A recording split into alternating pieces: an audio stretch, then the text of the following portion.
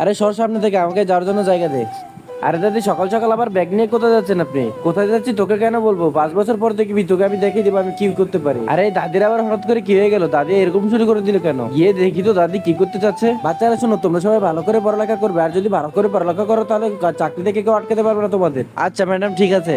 Madam sorry sorry, আজকে আসতে অনেক লেট হয়ে গেছে, আমাকে আজকে মাফ করে দিন, আর কখনো লেট হবে না। এরপরে কি হয়েছিল তা দেখার আগে তুমি যদি চাও তোমার মা 100 বছর বাঁচুক তাহলে অবশ্যই একটি লাইক করবে আর একটি সাবস্ক্রাইব করে দিবে আর একটি রেড হার্ট কমেন্ট বক্সে কমেন্ট করে যাবে।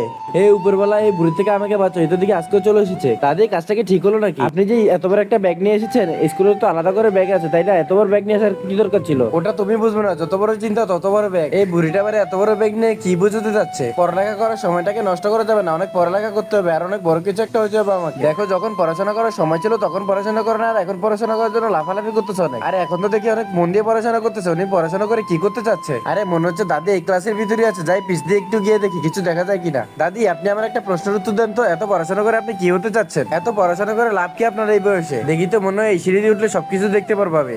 আরে দাদি, আপনি জানেন না নাকি আমি পড়াশোনা করে অনেক বড় একটা অফিসার হবো, তারপর সবাইকে দেখে নেবো আমি। তখন আমি এক এক করে সব অপরাধীদের আমি জেলে ভরে রাখবো।